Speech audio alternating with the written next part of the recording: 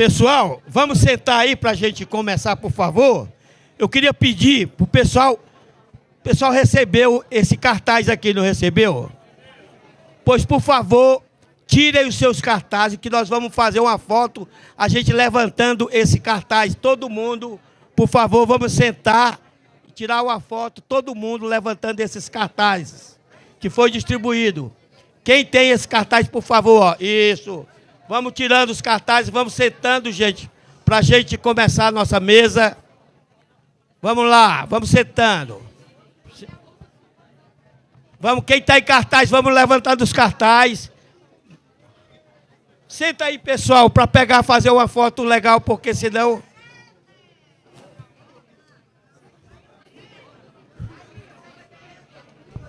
Vamos sentando aí, pessoal, por favor. Você terminou aí? Passa para mim. Não vou saber falar de nome de vocês direito. Bem, pessoal, por favor, vamos sentar, tirar os cartazes. Quando eu pedir para levantar, nós vamos levantar para a gente fazer a foto. Está preparado aí o fotógrafo aí, ó? Vamos sentar aí, pessoal, por favor, para a gente começar. Essa mesa é uma mesa que nós vamos discutir a questão da guerra, da conjuntura internacional, dos ataques imperialistas norte-americanos. Nós estamos aqui com o companheiro Nivaldo, que está representando a Federação Sindical Mundial. Estamos aqui com Emi Murad, que é o companheiro secretário-geral da Confederação Palestina Latino-Americana e do Caribe, COPLAC. Salva de palmas para o companheiro. E estamos com a companheira também, Melina Nassassi, secretária de Direitos Humanos e Solidariedade da Federação Árabe Palestina do Brasil, FEPAL, e do Núcleo Petista Palestino. Certo? Uma salva de palmas para a companheira. Bem, companheirada, vamos sentar. Vamos, quando terminar as fotos aí, porque nós precisamos começar aqui, tirar uma foto aí. Quero vocês bonitas aqui, sentadas para sair na nossa foto, levantando o cartaz.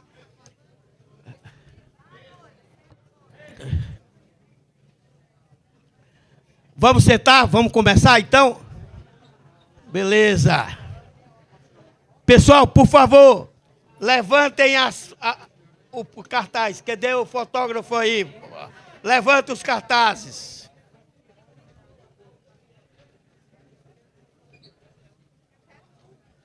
Eu vou lhe dar isso. Não, tem mais aí. Nós mandamos fazer para distribuir para todo mundo. Estou rezando para cair um míssil na cabeça desse... Tá bom? Tá ótimo, né? Ô Pedro, o pessoal aqui da Palestina quer um míssil desse para cair na cabeça dos dois. Aqui, por favor, cartaz para os dois aqui, do míssil aqui, ó, para cair na cabeça tanto do Trump como do Netanyahu. Beleza? Tudo bem? Foi registrado aí, meu querido? Bem, companheirada, então vamos começar. E aí, eu queria começar falando o seguinte. Nós vamos fazer uma mesa. Os companheiros estão com o tempo já tranquilo, né? Que estavam com o tempo limitado, então a gente estava muito preocupado, mas já liberaram para fazer esse debate de uma forma mais tranquila. Então nós vamos dar 25 minutos para os dois companheiros. Eu vou fazer uma inicial, vou passar para o meu camarada aqui, que está representando a Federação Sindical, para também fazer uma fala e ouvir os companheiros. Depois nós vamos, dependendo do horário, nós vamos abrir para 5 ou 10 perguntas rápidas, para que eles possam terminar depois com 5 ou 10 minutos, dependendo do tempo que a gente conseguir administrar. Tudo bem? Tá bom assim? Então, pessoal, vamos sentar aí. Nós estamos fazendo esse congresso num momento em que o Império Norte-Americano começa a ter um declínio. Um declínio porque antes eles dominavam o mundo.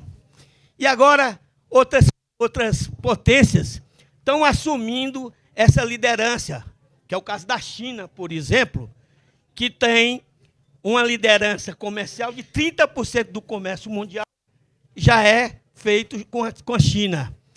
E quando o império começa a cair, ele muda, inclusive, a sua postura, porque a postura do império norte-americano hoje é uma postura agressiva, bem mais agressiva do que era antes, por exemplo, do governo Biden. Né? Por quê? Porque o império está sentindo que está... Só que o que aconteceu? Aconteceu que eles fizeram o sequestro do Maduro com a esposa, fizeram o sequestro, não houve uma resistência devida, começaram a ameaçar o México, a Colômbia, estão ameaçando aumentar o bloqueio muito maior hoje. Cuba, aliás, tem os companheiros que fizeram, colocaram uma resolução, não chegou aqui no meu celular ainda, mas amanhã nós vamos apresentar essa resolução, viu, Arley? Cadê o Arley? Porque não recebi a resolução ainda, então vamos fazer isso amanhã. Então, e Cuba foi ameaçada e eles achavam, o Trump achava aliás, destruíram a Palestina, mataram mais de 10 mil palestinos, um povo resistente, um povo que nunca baixou a cabeça, que sempre lutou. Eu queria pedir uma salva de palmas para o povo palestino. Aliás, não foi por acaso que nós convidamos 2 companheiros que representam essa luta para fazer esse debate com a gente. E achavam que iam atacar o Irã, ia ser uma segunda Venezuela. Depois de ter eliminado vários países, foi Iraque, foi, como é que se diz, foi derrubando um atrás do outro no Oriente Médio. E achava que o Irã ia ser um passeio no parque também. Eles quebraram a perna. Aliás, hoje o Irã ganha essa guerra, tem a solidariedade e o empenho, tanto da China como da Rússia, e eles quebraram a... E é importante a gente, nesse momento, fazer esse debate, porque resistir, lutar, essa é a nossa vida. O povo precisa ter soberania. Não é qualquer borra-bota como Trump que vai chegar e vai ficar. Então, companheirada, a gente tem um avanço do neofascismo, da direita, extrema-direita, em vários países, inclusive nos Estados Unidos, que é quem comanda toda essa ultradireita, né? O comando das Big Tech tentando tirar a soberania dos países, e o nosso país aqui, o nosso presidente, tem feito, aliás, também o Supremo Tribunal Federal, tem feito um trabalho de resistência importante. Nós queremos uma América Latina unida para fazer a resistência. Porque não se enganem, companheiro. Não se enganem. Ontem foi a Venezuela, ameaçam Cuba. O Irã está sendo atacado de uma forma arrasando. E as ameaças para a Colômbia, para o México, enfim, tentam criminalizar, como falou o companheiro Nivaldo, as facções brasileiras, para ter um motivo, como fizeram lá na Venezuela, sem ter, falaram que tinha uma facção que era terrorista, entraram, sequestraram o presidente, a mulher, e ficou por isso mesmo. Portanto, companheirada, nós estamos num momento importantíssimo de resistência. Nós somos contra o bloqueio à Venezuela e contra o bloqueio de Cuba. Nós estamos na solidariedade, no centro da solidariedade com o povo palestino.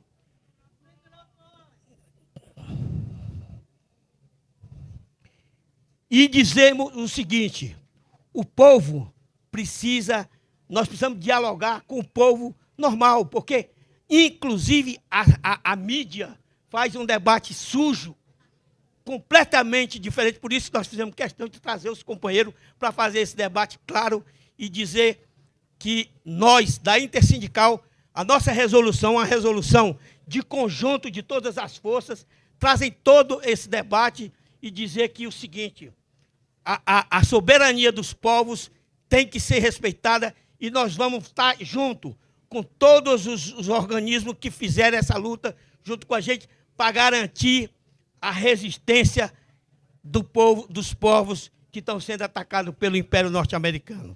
Nesse sentido, nós trouxemos o companheiro Emi Murad, que é secretário-geral da Coordenação Palestina, Latino-Americana e do Caribe, COPLAC, para fazer esse debate, juntamente com a companheira Neilina Manassé, né?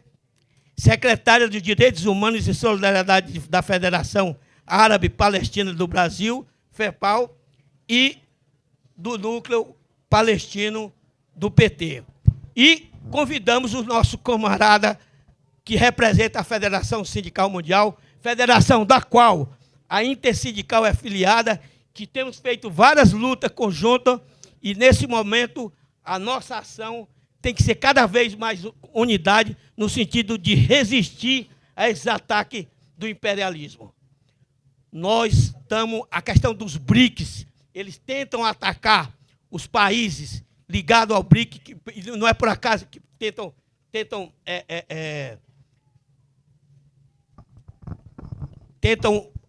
fazer com o Brasil essa questão que eles estão tentando colocar como terrorista as nossas facções, não é por acaso, porque como que eles entraram lá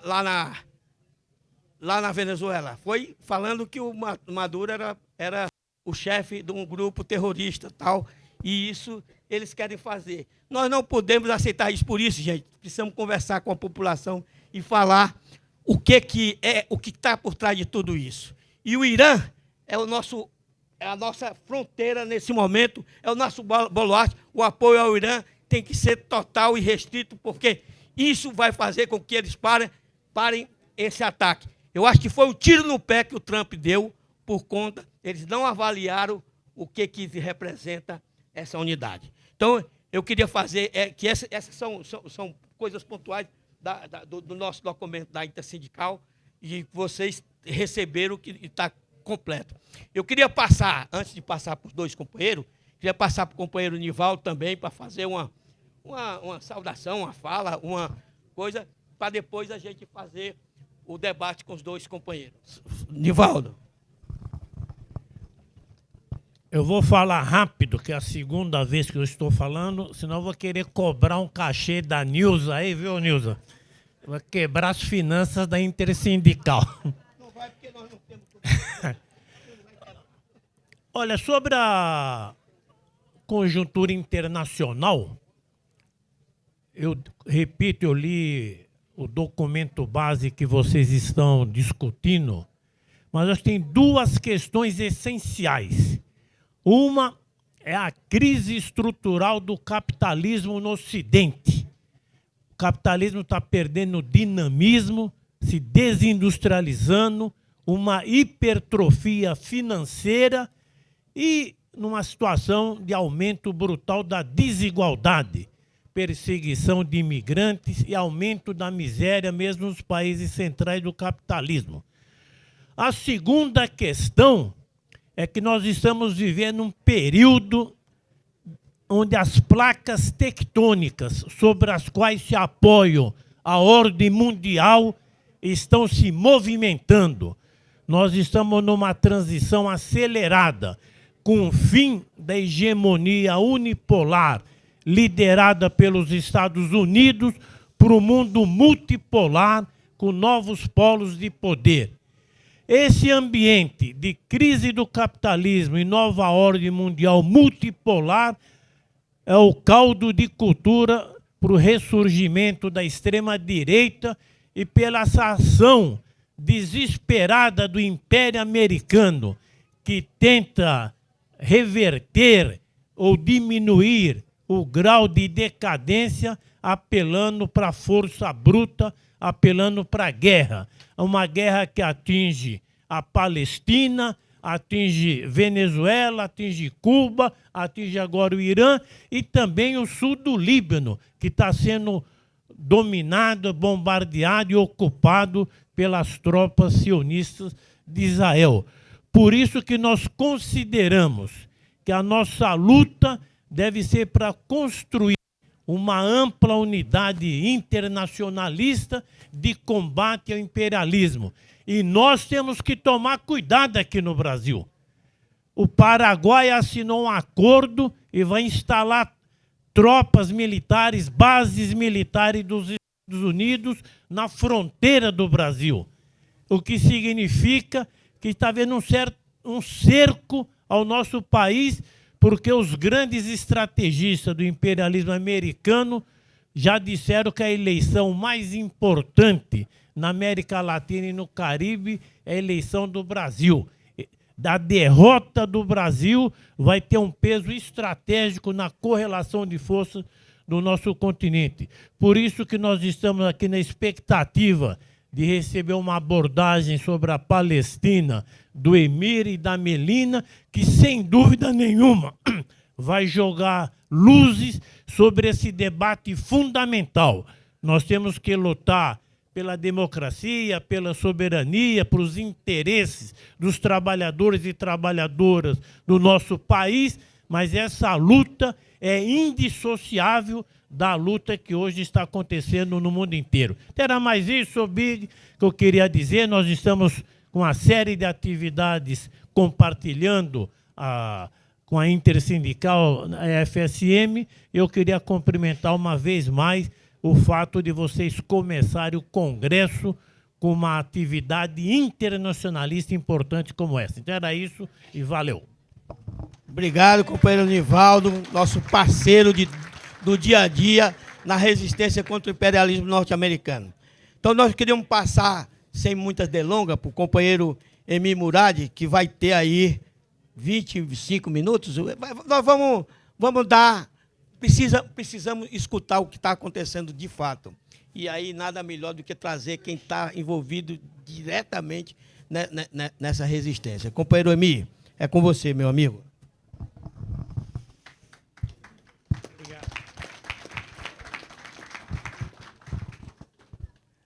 Primeiramente, eu quero agradecer o convite da Intersindical para estar presente aqui nesse espaço especial, nesse espaço de luta e de confraternização entre as diversas regiões aqui do nosso país. E queria cumprimentar a companheira Nilza Pereira, secretária-geral da Intersindical, em nome da qual cumprimento toda a mesa aqui e cumprimento as companheiras e companheiros, camaradas, amigas e amigos da Solidariedade Internacional. Saudações à classe trabalhadora e aos povos em luta. Eu estou falando aqui em nome da COPLAC, que é a Confederação Palestina, Latino-Americana e do Caribe, que representa o conjunto de entidades palestinas da América Latina, que representam o conjunto de comunidades dos palestinos no continente. Eu quero começar, o companheiro Ricardo, que eu cumprimento especialmente também, me pediu para não fazer um discurso, me pediu para fazer uma análise de conjuntura. Então, eu me imbuí desse papel e preparei com todo carinho aqui essa análise de conjuntura para vocês. Eu quero começar com uma ideia simples, mas decisiva. Nós estamos vivendo uma transição histórica. Toda transição histórica é tensa, toda transição histórica é violenta e toda transição histórica é perigosa. O que está em crise diante dos nossos olhos, meus amigos e amigas, não é apenas um governo, não é apenas uma política externa, não é apenas um presidente dos Estados Unidos. O que está em crise é um ciclo histórico da dominação capitalista imperial estadunidense. Eu vou repetir. O que está em crise não é um presidente dos Estados Unidos. O que está em crise é um ciclo histórico de dominação capitalista imperial estadunidense. E para compreender isso com clareza, eu quero recorrer a uma formulação clássica de Paul Kennedy, no livro Ascensão e Queda das Grandes Potências. Eu recomendo que vocês leiam esse livro, Ascensão e Queda das Grandes Potências. A ideia central ali é muito poderosa. Uma grande potência ascende quando consegue combinar força militar, base econômica sólida, dinamismo produtivo, capacidade tecnológica e influência política. Mas ela começa a entrar em declínio relativo quando amplia demais seus compromissos militares, estratégicos e imperiais, enquanto sua base econômica e política já não sustenta esse peso da mesma maneira. É o que ficou conhecido como sobreextensão imperial. Prestem atenção a isso. O declínio de uma potência não significa desaparecimento imediato. Não significa fraqueza instantânea.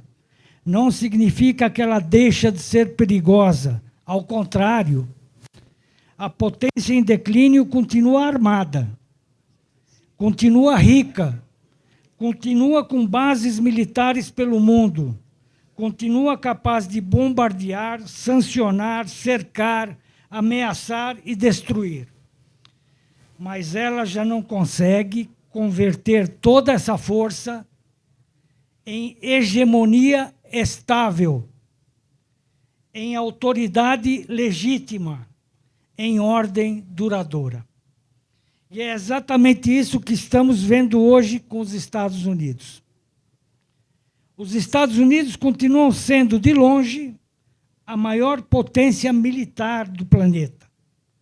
Os gastos militares norte-americanos chegaram a 997 bilhões de dólares em 2024, o equivalente a 37% do gasto militar mundial.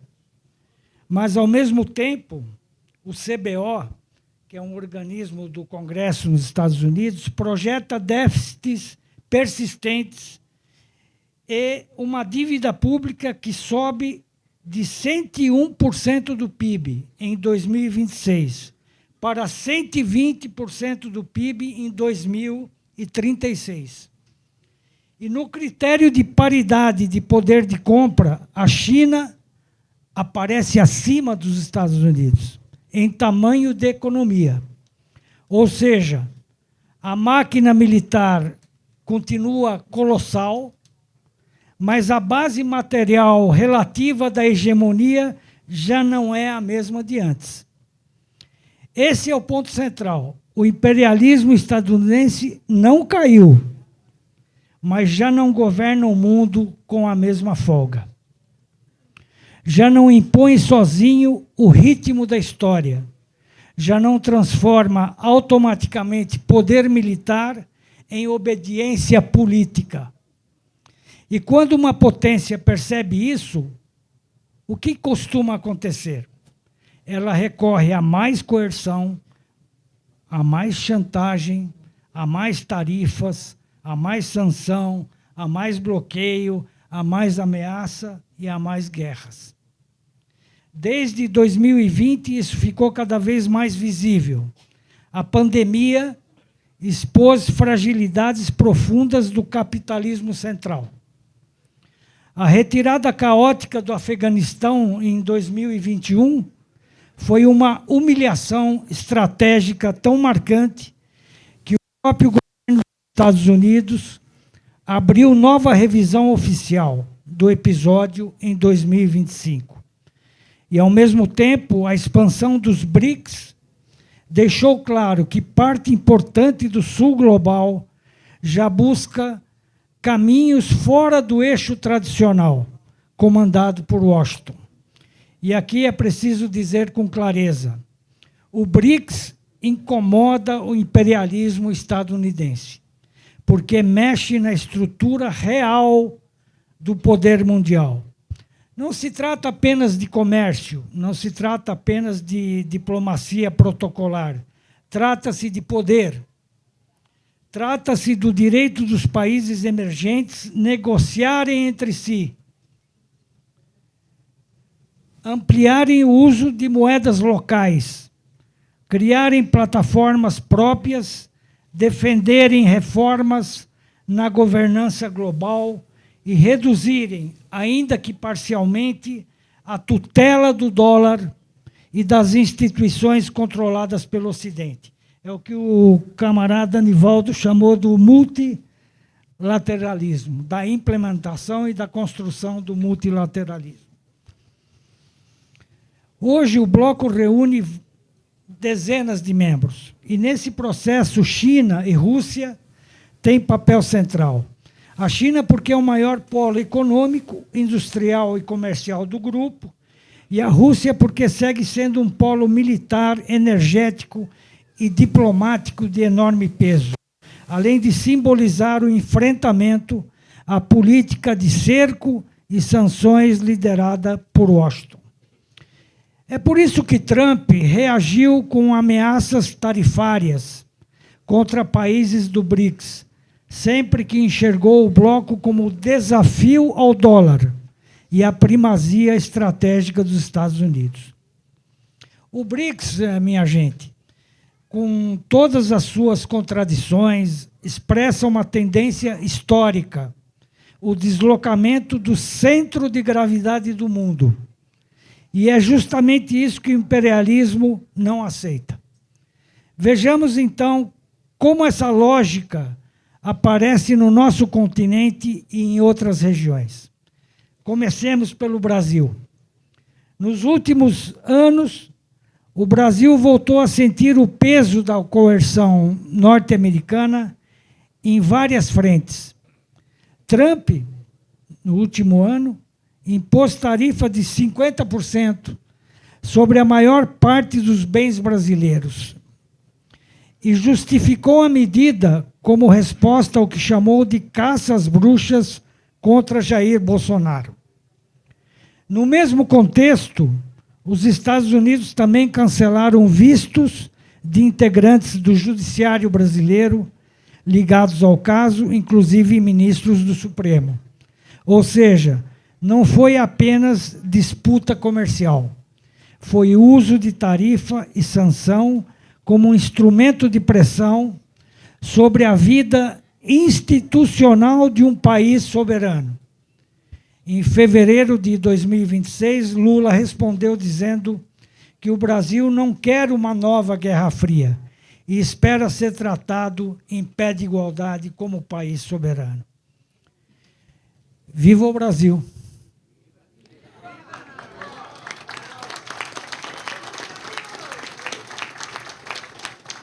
Isso precisa ser dito sem rodeios. Quando uma potência usa comércio, tarifa, visto e sanção para pressionar a dinâmica interna de outro país, isso tem nome. Isso é ingerência, isso é tutela, isso é coerção imperial. Olhem agora para a Venezuela. Em março de 2025, Trump anunciou tarifa de 25% para países que comprassem petróleo ou gás venezuelano. Isso já era gravíssimo, porque significava usar o peso do mercado norte-americano para punir terceiros e asfixiar ainda mais Caracas. Em janeiro de 2026, os Estados Unidos deram um salto ainda maior, sequestraram o presidente Nicolás Maduro e sua esposa por forças especiais norte-americanas em Caracas, no episódio mais direto de intervenção dos Estados Unidos na América Latina desde o Panamá, em 1989, quando eles sequestraram, na época, o presidente do Panamá. Em março de 2026, o próprio processo judicial em Nova York já tratava Maduro como presidente deposto, enquanto Washington reconhecia Delcy Rodrigues como presidente interina. Independente da opinião de cada um sobre o governo venezuelano, o princípio é simples. Nenhum país tem o direito de sequestrar o chefe de Estado de outro país.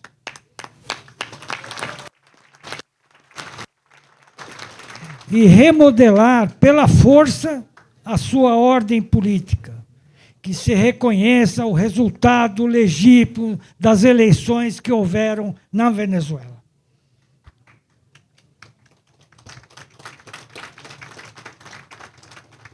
Esse modelo imposto à Venezuela não é democracia, não é legitimidade internacional, não é, é mudança de regime sob a lógica imperial.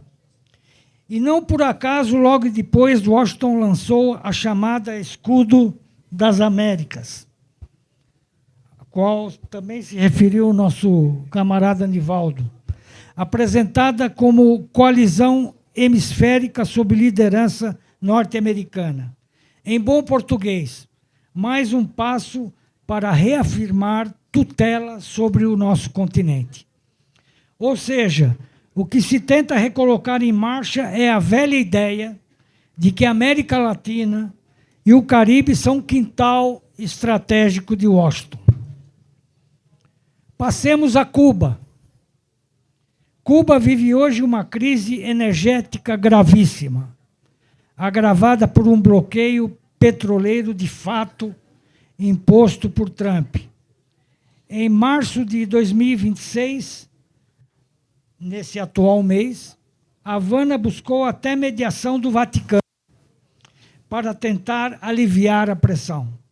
Ao mesmo tempo, Washington e Havana abriram negociações em meio a um clima de altíssima tensão, enquanto autoridades cubanas deixavam claro que a presidência e o sistema político do país não são objeto de barganha. Ou seja, de um lado estrangulam, do outro tentam sentar à mesa sob chantagem. A lógica é a mesma de sempre. Primeiro, castigam economicamente. Depois, culpam o próprio bloqueado pelo sofrimento que ajudaram a produzir. Por fim, agradecem como se fossem portadores da solução. Isso não é diplomacia, isso é coerção imperial. E observem a Groenlândia, né, que não faz parte do nosso continente. Muita gente tratou a cobiça sobre a Groenlândia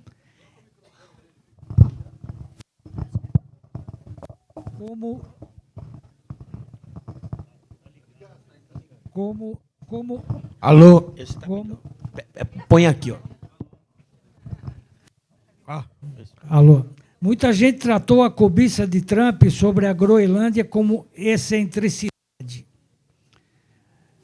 como o espírito megalomaníaco do Trump, egocêntrico.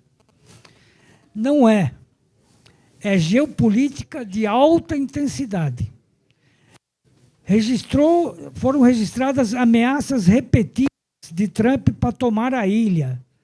E tanto o governo da Groenlândia quanto a Dinamarca reagiram com dureza. A disputa mostra como, em tempos de tensão estratégica, o imperialismo olha para territórios, rotas, minerais e posições militares, uma posse e controle. A Groenlândia interessa pelo Ártico, né? O Ártico, por recursos e por projeção estratégica. Nem mesmo a soberania formal de aliados fica resguardada quando os interesses do império entram em jogo. E é nesse quadro mais amplo que a Palestina precisa ser compreendida. A Palestina não é um tema lateral. A Palestina está no centro da crise moral e política da ordem imperial contemporânea. A tragédia palestina vem de longe, passa pelo colonialismo britânico, pela partilha imposta pela Nakba de 1948, pelo deslocamento em massa do povo palestino, pela ocupação de 1967, pelos assentamentos, pelo bloqueio e genocídio de Gaza, pelas prisões e pela fragmentação sistemática da vida nacional palestina. A própria ONU reconhece a Nakba como o processo de desapossamento e deslocamento em massa dos palestinos. Em 2024, a Corte Internacional de Justiça concluiu que a presença continuada de Israel nos territórios palestinos é ilegal. Portanto, a Palestina não começou em 7 de outubro de 2023. Quem começa a história ali apaga décadas de ocupação, colonização e violência estrutural. Chegamos então a Gaza, parte integrante da Palestina. E aqui é preciso falar sem eufemismo. O que aconteceu e continua acontecendo em Gaza não pode ser reduzido a uma operação militar, confronto ou dano colateral. A Corte Internacional de Justiça, em 2024, determinou medidas provisórias contra Israel por risco de violação da Convenção de Genocídio. E segundo a UNRWA, que é o organismo da ONU que cuida dos refugiados palestinos, com base em dados do Ministério da Saúde, 72.253 palestinos haviam sido mortos em Gaza entre 7 de outubro e 18 de março, 7 de outubro de 23 e 18 de março de 2026. Não são 10 mil. São 72.253. A destruição da infraestrutura de saúde, moradia e abastecimento aprofundou e continua aprofundando uma catástrofe humana de escala histórica. Para vocês terem uma ideia, essa porcentagem de 72 mil significa 2,5% da população de Gaza, o que no Brasil significa 5 milhões de habitantes. Se durasse esse... Façam as contas, 2,5% da população brasileira, 5 milhões. É mais de 5 milhões. Então é preciso nomear a realidade. Genocídio em Gaza. E esse genocídio não pesa apenas sobre Israel. Ele pesa também sobre o imperialismo estadunidense, que blindou, armou e protege politicamente a máquina de guerra israelense. Sem Washington, a impunidade israelense não teria alcançado esse grau. E agora surge o chamado Plano de Trump para Gaza, que todos devem ter lido isso na imprensa, aliás, imprensa que deturpa tudo o que acontece com o nome palestino, com o nome Gaza. Segundo a Reuters de hoje, o plano exige o desarmamento das facções palestinas em etapas. destruição dos túneis, controle de Gaza por um comitê tecnocrático apoiado pelos Estados Unidos e reconstrução apenas nas áreas desmilitarizadas, 50% de Gaza. Enquanto a retirada israelense fica condicionada à verificação de que Gaza estaria livre de armas. O próprio texto foi criticado pelos palestinos por priorizar desarmamento em vez da reconstrução, retirada em vez de soberania e por não tratar a criação do Estado palestino. Em resumo, querem administrar os escombros de Gaza sem tocar na raiz do crime. Querem falar de túneis, mas não da ocupação. Querem falar de armas, mas não da colonização. Querem falar de governança, mas não da liberdade. Querem falar de reconstrução, mas não da autodeterminação nacional do povo palestino.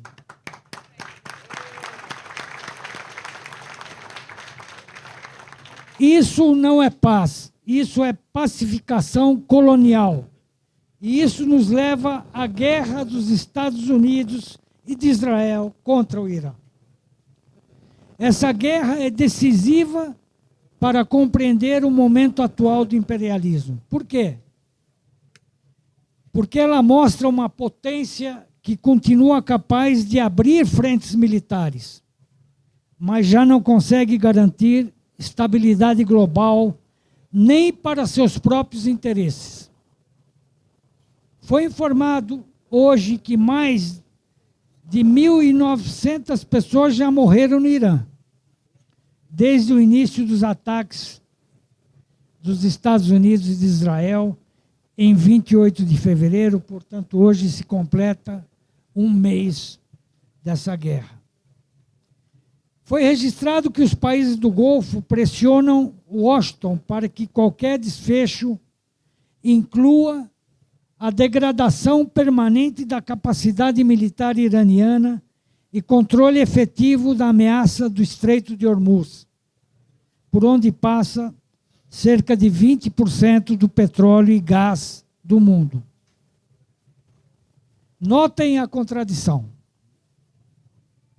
Os Estados Unidos e Israel dizem agir em nome da segurança, mas o resultado concreto é desestabilização regional, disparada de energia, dos preços do petróleo, inflação global, risco para cadeias logísticas e mais incertezas. Foi advertido essa semana pela OCDE que a guerra apagou a melhora esperada para a economia global. O crescimento mundial foi projetado em 2,9% em 2026. Hoje está em 1,2%, acima do cenário anterior. Até a Federal Reserve, que é o Banco Mundial dos Estados Unidos, já reconheceu Banco Central, aumento dos riscos inflacionários por causa da guerra. Isso é muito importante. A guerra contra o Irã não expressa serenidade imperial, expressa nervosismo imperial. Não é a ação calma de quem controla o mundo com segurança. É a ação brutal de quem percebe a erosão da própria hegemonia e responde com mais violência. E aqui voltamos a Paul Kennedy, do livro Ascensão e Queda das Grandes Potências. A potência em declínio relativo costuma responder à perda de posição não com moderação, mas com hipertrofia militar. Em vez de reorganizar prioridades, estica mais o corpo imperial. Em vez de reconstruir legitimidade, multiplica coerção. Em vez de aceitar limites históricos, dobra a aposta na força. Só que isso tem um preço. Preço fiscal, preço diplomático, preço moral e preço estratégico. E esse preço aparece em toda parte. Aparece no Brasil quando tarifa vira pressão política, aparece na Venezuela quando mudança de regime volta a ser método, aparece em Cuba quando o bloqueio energético vira instrumento de chantagem, aparece na Groenlândia quando a ameaça territorial passa a ser linguagem admissível, aparece em Gaza quando o genocídio é tratado como questão de segurança, e aparece no Irã quando a guerra é vendida como solução, mas produz mais caos, mais inflação, mais mortes e mais instabilidade. Esse é o retrato do ciclo atual do imperialismo estadunidense. Mais armado, mas menos legítimo. Mais agressivo, mas menos convincente. Mais destrutivo, mas menos capaz de organizar uma ordem duradoura. E é por isso que a Palestina está no centro de tudo. Porque a Palestina é, ao mesmo tempo, a prova da falência moral do Ocidente imperial e a prova da persistência histórica dos povos que resistem. A Palestina nos ensina que a força não resolve tudo, que o colonialismo não produz paz, que a ocupação não produz segurança, que o massacre não produz futuro. E o ataque ao Irã mostra que a luta contra o imperialismo não está confinada a uma fronteira. Ela envolve soberania, energia, comércio, autodeterminação, direito internacional e o próprio futuro da ordem mundial. Por isso, companheiras e companheiros, a solidariedade internacional não é adorno moral. Ela é necessidade política. Solidariedade com a Palestina, solidariedade com Cuba, com a soberania do Brasil, com os povos da Venezuela, solidariedade com todos os que enfrentam bloqueio, cerco, ocupação e guerra, porque, no fundo, a escolha do nosso tempo é muito clara.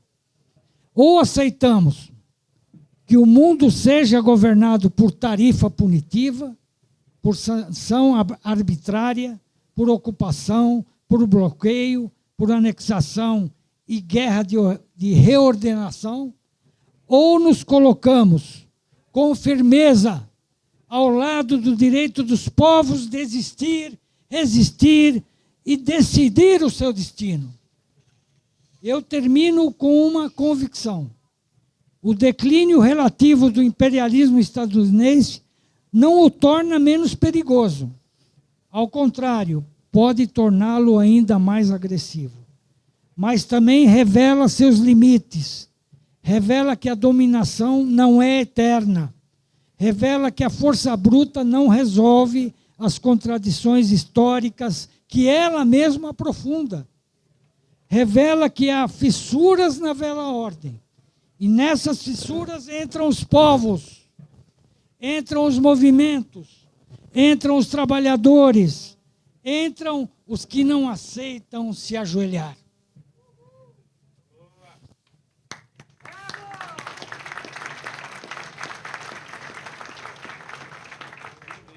Palestina livre e soberana. Fim do genocídio em Gaza. Não à guerra imperialista dos Estados Unidos e de Israel contra o Irã.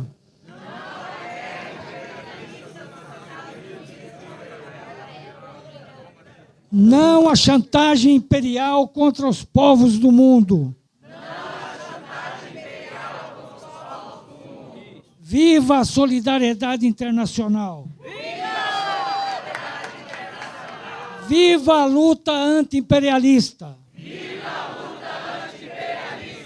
Viva a classe trabalhadora! Viva a classe trabalhadora! Muito obrigado. Eu queria, por último, ver a companheira Nilza Pereira. Está presente? Então, eu vou prestar homenagem à a nossa companheira Nilza Pereira, mas como ela não está presente, eu vou deixar para depois. Bem, pessoal, Obrigado. muito bom. Passar agora para a companheira Melina Manassé. Acertei? Acertou. Rapaz, esse negócio é... Esses nomes turcos é difícil. E aguardar, você vai ter a oportunidade de fazer a homenagem. Fica tranquilo, que nós já combinamos com ela. Bom, gente, bom dia. Me deixa muito feliz de estar aqui com vocês. Eu queria agradecer o Big, agradecer a todos vocês pela presença, agradecer o Intersindical pelo convite. E eu venho aqui em nome da FEPAL falar. Eu não sou 1/10 do que é o Walid Rabah, meu presidente na FEPAL, orador. Ele é um orador incrível. Eu vou tentar... Tem como existe. Não tem como. Não. Aí tem divergência. Não, eu vou tentar fazer o melhor que eu posso, tá? Mas eu queria falar eu tenho todos os dados de Gaza aqui para a gente conversar sobre eles. Mas antes eu queria falar a respeito de umas 2, 3 coisas que o Emir abriu e que a gente tem que ressaltar. A primeira coisa que eu queria dizer para vocês, nenhum de nós aqui se sente refém ou sequestrado, mas a gente é. Todos nós somos reféns e sequestrados até o minuto que os Estados Unidos resolver nos transformar em reféns e sequestrados. Então, assim, a gente tem que botar isso no nosso radar. Somos reféns dos Estados Unidos, como nação e pessoalmente. Tá? Isso é um dado que não se tira de nenhum de nós hoje. A qualquer minuto, os Estados Unidos vira para cá ou vira para qualquer país com seus canhões, com seus porta-aviões e com seus jatos e com as suas bombas Tomahawk, que matou 168 crianças. Primeiro tiro de double tap, que eles chamam de double tap, que atira 2 vezes, com um prazo de 40 minutos entre um e outro. Foi o tempo que eles mataram as crianças, aquelas meninas na escola e no Irã. Então, eles atiraram uma vez um Tomahawk, que é um míssil americano. Depois de 40 minutos, eles atiraram de novo, que é para matar quem estivesse lá, para resgatar as meninas, para matar os pais, para matar os assistentes de saúde. Esse é o tipo de ataque que a gente está lidando diariamente e que a gente viu acontecer em Gaza inúmeras vezes e que a gente está vendo acontecer no Irã agora. E também no Líbano. Esse tipo de ataque, ele se transforma no que a gente não tinha ideia até pouco tempo atrás, no que se chama estaticídio. A gente falou de epistemicídio, a gente falou de genocídio, a gente está falando de estaticídio. A nova colonização, século XXI, ela compromete o Estado a ponto de transformá-lo em nada. Gaza hoje tem 92% de toda a sua estrutura comprometida. Ou seja, não tem esgoto, não tem água. Ontem apareceram relatos de crianças que estão sendo mordidas em tendas por ratos. É esse tipo de assassinato que está sendo regularmente feito pelo Estado de Israel, o Estado genocida de Israel. Então, a gente tem que ter na nossa cabeça que é um estaticídio. É destruir qualquer possibilidade de recuperação. Em Gaza, tinha 36 hospitais. Os 36 foram bombardeados. No Irã, há 53... há hoje 53 hospitais que já foram danificados. Eles não estão saindo com essas informações, mas é o mesmo tipo de estaticídio. É para transformar a população em zumbi. É para transformar uma população em uma população que não consiga se reestruturar e os danos sejam irreparáveis. É para atrasar essa população em anos, mais de 60 anos, em sua capacidade de se desenvolver novamente. Tá? Então, assim, essas palavras a gente tem que ter na nossa cabeça. Somos sequestrados e a nossa próxima possibilidade é estaticídio. A próxima coisa que eu quero falar para vocês é que Gaza foi um experimento. Gaza foi um experimento em alargar, em alargar o tecido democrático e as leis internacionais. Porque nenhum país se levantou para defender a Palestina. E quando isso acontece, isso pode ser feito em outros países. A mira somos nós, a América Latina, e é a África. É o Irã e são qualquer outros países que estiverem na frente dos Estados Unidos. Esse alargamento do que aconteceu em Gaza por 2 anos e meio, apesar de todos nós, aqui é fácil falar, somos todos esclarecidos. Aqui é fácil. Mas vai falar para uma pessoa que não entende isso. e que olha para isso através de um olhar diferenciado. Tá? Isso é muito difícil de falar. A Globo News, por exemplo, que nem disse a nossa companheira Nilza, que eu também gostaria de cumprimentar, e muito obrigada por estar com a gente. Mas é isso que eu estou dizendo para vocês. Então, assim, a gente tem que lembrar que a gente tem... Tá. Eu sei disso. Lula apoia a Palestina, sempre apoiou. Foi a fala mais linda, me fez chorar, quando ele disse que era comparável ao Holocausto. Mas o que eu preciso dizer é, estaticídio, sequestro, a gente tem um alargamento do universo democrático e diplomático a ponto de não se saber o que vem a seguir. Né? Ninguém sabe o que vem a seguir da ONU, porque a ONU está de joelhos. Né? Ninguém sabe o que vem a seguir da Corte Internacional de Justiça e do Tribunal Internacional. Porque eles estão lá, regulando, mas ninguém se apresenta. O Netanyahu viaja, cruza todo o território europeu para ir para os Estados Unidos. Ano passado ele foi 6 vezes.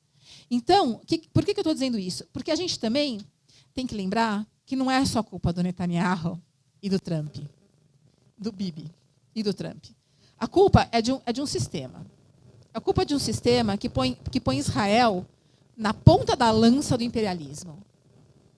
E eles estão fazendo essa guerra agora contra o Irã e fizeram contra a Gaza porque eles podem. É sempre uma questão de privilégio. Quando se pode, se faz. E a gente tem que se levantar contra isso. E eles podem hoje fazer essa guerra, e eles estão fazendo essa guerra hoje, porque eles perderam nas mídias sociais toda a aderência do povo do mundo, parte do povo estadunidense e da juventude. Aqui nós não somos jovens, tem 1 ou 2 jovens, mas são os jovens, através das mídias sociais, que replicaram um genocídio 24/7. Nunca no mundo houve um genocídio sendo replicado pelas mãos de quem morre. A gente sempre ouviu falar do genocídio pelas mãos de quem matava. E agora a gente está vendo pela primeira vez. Então, esses dados são dados que mudam o botão do não saber para o saber, do não entender para o entender, do de se entender sequestrado, de se entender dentro de uma possibilidade de estaticídio, do se entender dentro de uma possibilidade de arrasamento de terra. Então, assim, Gaza é um experimento. Gaza é um experimento maldoso de um universo que vem se compondo através de mais de 30 anos, 77 anos, 78 anos do Nakba, mas há mais de 30 anos vem se compondo para esse momento histórico que a gente está vivendo agora. Então, não é culpa do Trump só e do Bibi, é culpa de toda a estrutura. Os Estados Unidos nunca mudou, isso eu preciso que todo mundo grave na cabeça, os Estados Unidos nunca mudou a sua política externa, né, sendo um governo democrata ou um governo republicano. Isso nunca foi mudado. Eles sempre oprimiram, mataram. A diferença é que eles faziam de formas a não esconder. E o Trump não tem problema nenhum em falar. Aqui veio. Então, eu quero ler um pouco dos dados de Gaza, só para a gente ter a certeza de que a gente está falando da mesma coisa. O total de exterminados hoje, contados e contabilizados e nomeados, porque tem famílias inteiras soterradas embaixo de escombros que a gente não consegue saber qual é de 84.459. 11.200 estão embaixo dos escombros. Isso seria 8,1% dos milhões de brasileiros. Que não consegue entrar equipamento, não consegue ter gente para verificar, a gente não sabe. Gente, assim, os relatos de Gaza é de um cheiro insuportável em qualquer lugar que você tiver, por causa da quantidade de carniça embaixo dos escombros. Tá? Então, assim, a gente tem alguns outros dados que é importante ser falados. Tá? Crianças.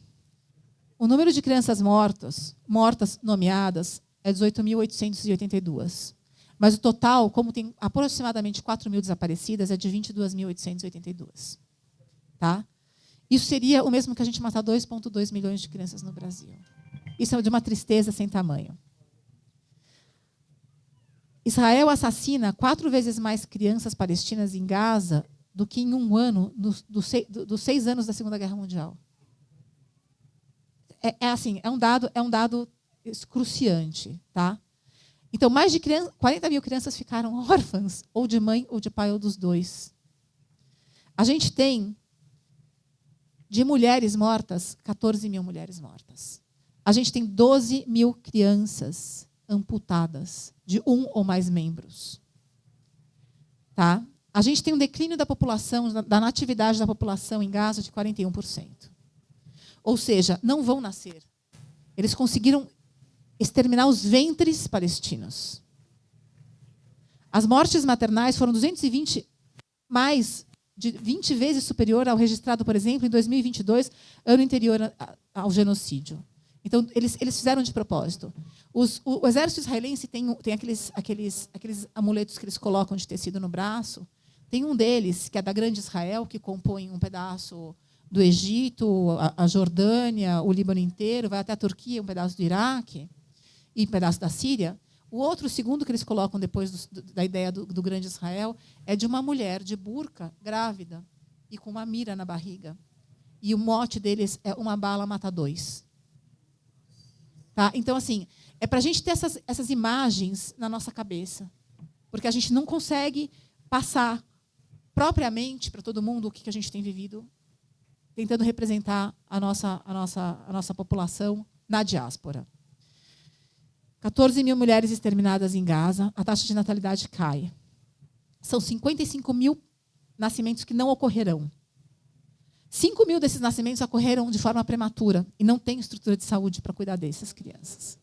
Não tem cobertor no frio e tem crianças sendo mordidas por ratos. Além disso, a gente tem 4.500 idosos mortos. Porque o que eles estão fazendo é eugenia. Eles estão matando velhos, porque os velhos não conseguem acompanhar de um acampamento para o outro, porque eles morrem de frio e porque não tem sistema de saúde. A gente fala com Ramallah constantemente, o nosso grupo está tentando trazer algumas pessoas para cá para serem trazidas. A gente, quando começou a falar, eram 12 mil, depois eram 16, depois eram 18. Hoje a gente tem 20 mil pessoas em Gaza que não têm tratamento, que não vão ter tratamento. Ponto. Porque são doenças que o tratamento nunca vai chegar. Parou de chegar, desde o primeiro dia, uma coisa que já era restrita a tratamento para pessoas com câncer. E eles nunca mais repuseram esse tratamento. Né? Gaza sempre foi tutelada por Israel. Entravam, se não me engano, 600 caminhões por dia de comida e de suprimentos. Hoje, antes da guerra. O nome nem guerra é, antes do ataque, por causa do cerco, por causa do massacre. Hoje não entram 120. Então, essas pessoas não vão ter tratamento. Eu vou seguir aqui com os dados, porque eu dei highlight a algum deles. 276 profissionais de comunicação foram assassinados por Israel. Seriam 176 mil nos 6 anos da Segunda Guerra Mundial. Imaginem isso. A ONU, as Nações Unidas, define que profissionais de saúde e profissionais da imprensa você não mata porque você quer ter um relato, porque você quer que chegue ajuda. Eles aniquilaram. Seriam 176 mil jornalistas na Segunda Guerra. Vocês têm noção do tamanho que é isso? É estrondoso. É fora de qualquer possibilidade de imaginar. 203 funcionários da ONU assassinados por Israel. A ONU tem, o Antônio Guterres vem falando constantemente que isso é um genocídio, que isso não podia ter acontecido. Em Israel, ninguém faz nada. Ninguém consegue. Seriam 19 mil assassinados no Brasil hoje. 19 mil profissionais de saúde. E isso depois de uma Covid, né? A gente entendeu a importância de quem cuida. E eu vou falar já disso. Profissionais de defesa civil são 113 mil. A expectativa de Gaza, que antes era de 75 anos, caiu para 45% depois do genocídio. Os homens vão viver até 36 anos e as mulheres até 44. Gente, é um atraso sem precedente, jamais visto em qualquer lugar do mundo. Tá? Outro dado que não está aqui no meu relatório, quando teve o genocídio de Ruanda, a ONU conseguiu, com as suas defesas, entrar lá no 76º dia. A ONU não consegue entrar até hoje em Gaza. São 30 meses. Estima-se que mais de 95 mil toneladas lançadas em Gaza, ou seja, a capacidade destrutiva superior a 7 vezes a bomba atômica de Hiroshima, tenha atacado um território que é um pouco maior que o Recife. Esses dados mostram para a gente o tamanho da covardia humana, da covardia do império. Nada que é de Israel é só de Israel. Tudo que é de Israel é também dos Estados Unidos. A gente precisa atingir os jovens, a gente precisa falar com eles, a gente precisa ir para as ruas, a gente precisa falar desses dados o tempo todo. Esses dados estão na FEPAL, no site da FEPAL, vocês podem buscá-los a qualquer momento para abrir essas conversas. FEPAL é fepal.com.br, né? .org.br. .com.br. Esse está melhor? Não. Tem que falar um pouco? Vou ficar falando aqui um pouco. Não, acho que está melhor. Está muito baixo? Vê esse aqui. Alô? Esse tá bom, moço. Esse aqui eu gostei. Então, o que eu quero dizer, como a gente pode ajudar a Palestina, como a gente pode se ajudar? Vamos lá, vamos pegar onde dói. Porque a gente vê esses dados, a gente sabe o tamanho do imperialismo, a gente sabe do tamanho da, desculpa a palavra, da merda na qual a gente está inserido e a gente não consegue ajudar. Então, a gente tem como ajudar. McDonald's nunca mais. Sempre que alguém falar, vamos comer no McDonald's, não, McDonald's é imperialista e apoia o genocídio. Coca-Cola, nunca mais. Coca-Cola é difícil, né? Coca-Cola é difícil, mas Coca-Cola nunca mais. O BDS, que é um sistema de desinvestimento, de sanção e de ruptura, né? Na verdade, é uma estrutura que foi criada para isso. BDS tem que ser cumprido, gente. Coca-Cola, Kraft, Nestlé, Visa, Mastercard, Starbucks. Isso a gente pode ativamente, todo dia, fazer para ajudar os palestinos e ajudar a todos nós. O nosso prato de arroz e feijão é o nosso maior triunfo brasileiro. A nossa alimentação é linda, maravilhosa. Palmas para o MST que está aqui, palmas para todo mundo que planta, palmas para todo mundo que está o tempo todo falando sobre isso. É sobre isso. É sobre isso. É sobre as mulheres. Agora eu vou falar um pouco da minha pauta, da pauta que tem que ser de todos nós. Essa semana a gente teve 2 grandes ganhos. Uma tentativa, a ONU reconheceu que o tráfico de escravos foi a maior e mais danosa, o maior e mais danoso crime mundial, no momento que a gente está falando de legislar sobre a misoginia. Eu queria citar a Vandana.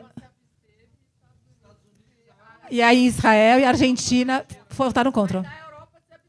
Sim. Sim. É o custo da reparação, é o custo de tudo que a gente vive e que a gente tem que ir atrás disso. Assim, a gente tem que meter o dedo na cara, gente. A gente está em guerra. Isto é guerra. Estamos em guerra, efetivamente em guerra. Quem não entendeu isso, não entendeu onde a gente está situado hoje. A guerra do Irã traz esses dados. O estaticídio da Palestina traz esses dados. A Europa também se absteve, conforme a companheira disse aqui, de se posicionar contra Israel. 34% do dinheiro de Israel está investido na Europa, em bancos suíços, em bancos alemães. Ou seja, era só congelar essas contas.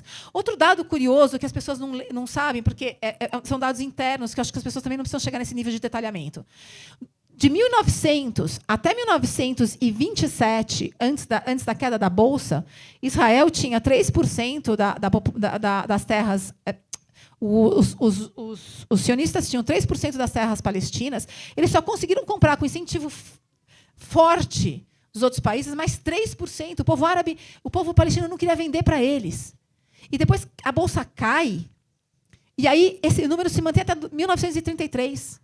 1933 começa a aumentar um pouco a venda de terras para os israelenses, mas também não o suficiente para ser o que virou a partilha em 1948. Em 1948, eles têm 33% da demografia e eles ganham 56% da terra. Vocês entendem que isso é de uma dimensão, e eu posso continuar dando dados aqui. Por exemplo, no Nakba, 500 vilas foram destruídas. destruídas, arrasadas e não foram repopuladas. Essas pessoas que estão em Gaza hoje são pessoas que saíram dessas vilas. Tudo virou terra. Para eles plantarem o quê? Não plantaram nem ocuparam. As 500 vilas foram plantadas pinheiros, porque eles queriam reproduzir os bosques europeus, as florestas, os Schwarzwald, né? Aquelas coisas alemãs, não são plantas territoriais. O nível de desrespeito do colonialismo ele é tanto, mas tanto, que ele mata até planta. Mas ele mata, e aí agora eu vou chegar num momento que eu acho que é importante a gente ter isso muito consciente. Ele mata mais do que qualquer coisa a mulher. Ele faz uso do corpo da mulher. Ele estupra meninos nas cadeias. Os israelenses que tinham estuprado um menino, a ponto dele ter que ser refeito o reto e o intestino dele, em uma clínica particular em Israel, com a ajuda de ativistas, esses 6 israelenses que tinham estuprado e estavam presos, eles, quando foram a julgamento, o próprio Knesset, o próprio parlamento israelense tentou legislar que estupro, na verdade, não é um crime, e sim é uma forma de tortura, e, portanto, ele deveria ser justificado. Então, gente, o que eu estou dizendo é, se antes todo tipo de colonialismo estuprava e matava, esse novo colonialismo, desse estaticídio, ele estupra e mata mais profundamente. Ele cega. Quantas pessoas a gente tem visto saindo da prisão cegos? A gente tinha, quando o Hamas tentou trazer para dentro de Gaza os 1.200 israelenses para trocar, nas prisões israelenses, a gente já contava com 2.000 crianças. Durante o período da guerra, esse número extrapolou mais de 29.000 pessoas que eles catam na rua e matam. A gente tem um menino brasileiro que foi morto de fome e, desculpa a palavra, de diarreia. Um menino de 17 anos que estava na Cisjordânia, que acusaram ele de ter jogado uma pedra contra o tanque, e esse menino foi morto. Tá?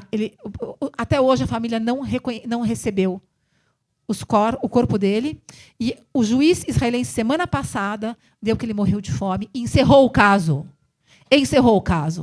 Quando a gente não consegue responsabilizar a pessoa, quando a gente não consegue responsabilizar o Estado, quando a gente tem um país, um Estado que está há 2 anos praticando este nível de maldade nos corpos palestinos, não se enganem, esse nível de maldade baixa para baixo dos trópicos, para o sul global, no momento que eles puderem. Estamos em guerra. Estamos em guerra contra o império. Tudo que a gente for gastar de dinheiro, olhem as etiquetas. Não comprem. Olhem de onde vem. Olhem quem são as empresas consignatárias.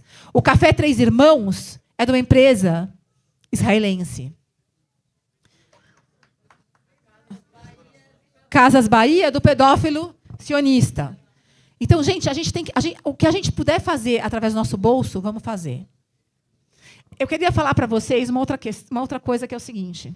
A Mekorot, que é a empresa... Quando Israel se estabelece como... Essas coisas são importantes para a gente sempre popular o nosso imaginário. Quando Israel se estabelece como Estado, a primeira coisa que eles fazem, depois de matar, destruir, é estabelecer uma companhia de água, porque naquela região a água é um bem importante. A Mekorot se transformou na maior empresa de água do mundo. Em 2012, 2013, ela tentou comprar uns mananciais aqui na Bahia e as comunidades originárias proibiram essa compra. É sobre isso. O que a Argentina está entregando para a Mekorot hoje, a gente não vai entregar no Brasil. O Lula não pode deixar entregar no Brasil. A gente precisa que todos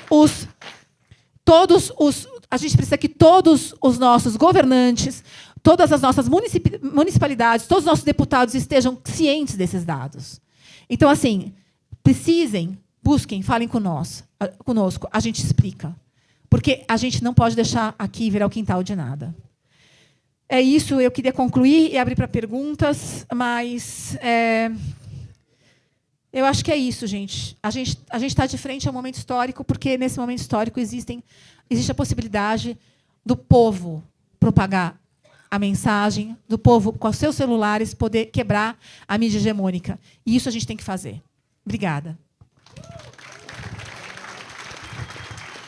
Pessoal, nós estamos com um problema bom, porque a exposição dos dois companheiros foi, assim, esplêndida. Eu acho que queria uma salva de palmas para a resistência do povo palestino. Muito boa a intervenção.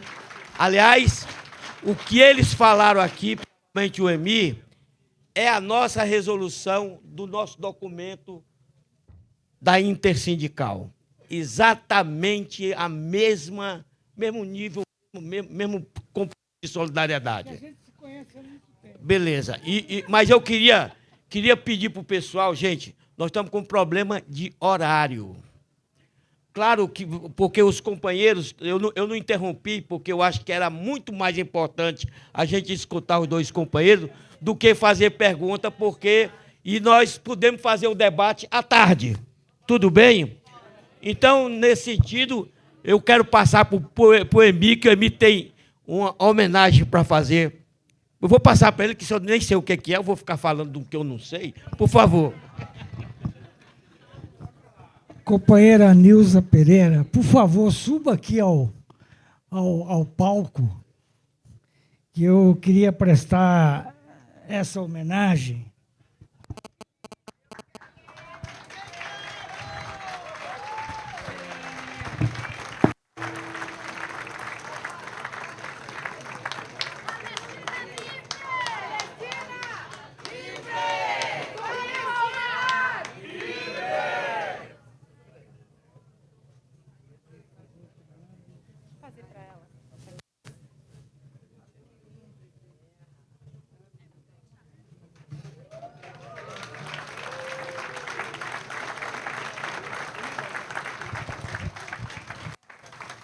A secretária-geral da Intersindical fica muito elegante com a CUFI Palestina, e ela veste um modelo especial que pode transitar em qualquer passarela do Brasil, e é o símbolo da resistência nacional do povo palestino. Muito obrigado pelo apoio e pela solidariedade com a causa palestina.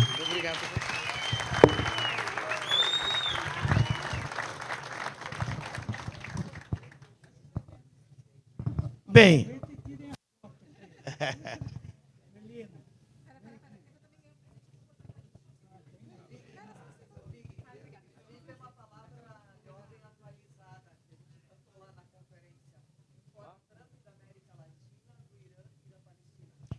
Fora Trump da América Latina, do Irã e da América. Fora Trump da América Latina, do Irã e da Palestina. Fora Trump da América Latina, do Irã e da Palestina. Beleza.